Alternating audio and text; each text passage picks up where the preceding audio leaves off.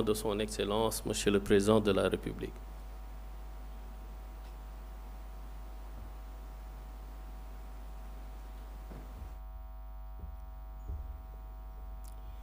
Monsieur le Premier ministre, Mesdames, Messieurs les membres du gouvernement, chers membres du comité de commémoration, distingués invités, chers concitoyens. La cérémonie qui nous réunit aujourd'hui ne célèbre pas un souvenir. Elle consacre un acte de vérité. La remise officielle du livre blanc sur le massacre de Thiaroye, survenu le 1er décembre 1944, est un moment d'histoire et de conscience. Elle symbolise la volonté d'un État qui interroge son passé, éclaire sa mémoire et revendique par la connaissance le droit imprescriptible à la justice et à la dignité humaine. En cet instant solennel, nous ne faisons pas que recevoir un document. Nous accueillons le fruit d'une démarche rigoureuse, nourrie par la recherche, la conviction et le devoir. Cette œuvre collective honore celles et ceux qui, par leur science et leur foi en la vérité, ont permis à notre nation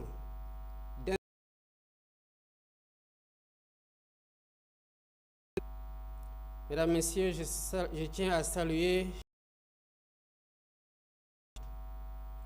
Monsieur le Premier ministre Ousmane Sonko en particulier, dont l'art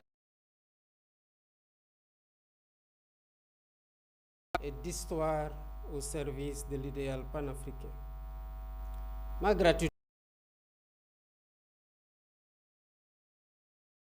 à l'ensemble des membres du comité de commémoration, des commissions, sous-commissions et personnes ressources.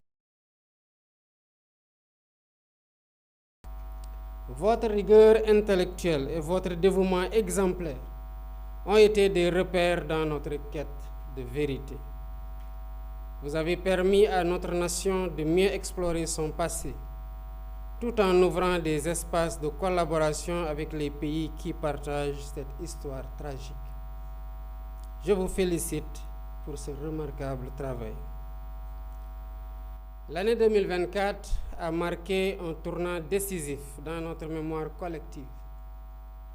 La commémoration du 80e anniversaire du drame de Thiaroye, portée par un souffle populaire et un écho international, un moment de communion et de fierté partagée. Elle a témoigné de notre volonté inébranlable de donner leur vie pour la liberté. La présence fraternelle de nos pays amis a renforcé notre engagement commun vers la vérité, la justice et la réconciliation. Je veux redire ici ma gratitude envers tous nos partenaires africains et étrangers qui partagent cette mémoire et s'engagent à nos côtés à en tirer les leçons pour bâtir un avenir fondé sur la solidarité des peuples. Messieurs, grâce à la mise en œuvre diligente des directives, une étape décisive dans la réhabilitation de la vérité historique. Ce document représente bien plus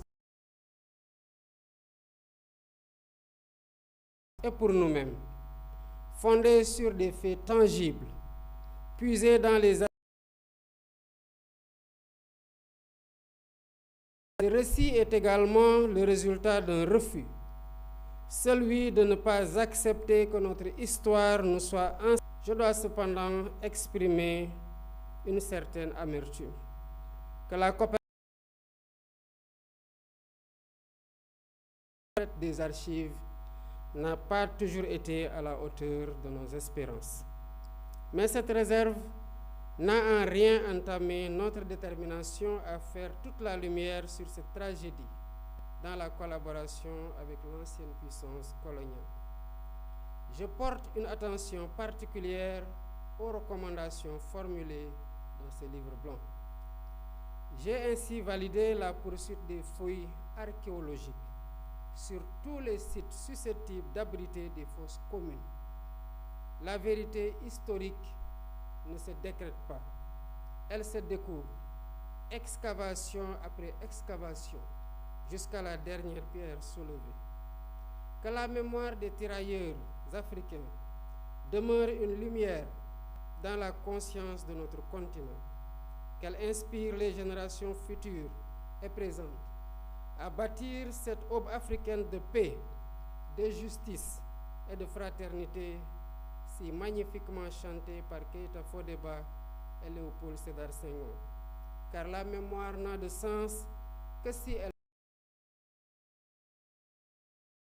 Je vous remercie de votre attention. Cette cérémonie.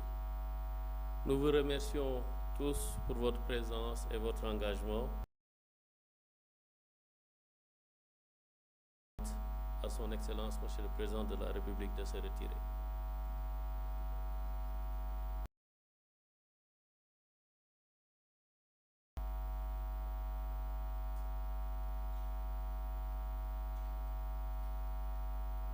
Merci beaucoup.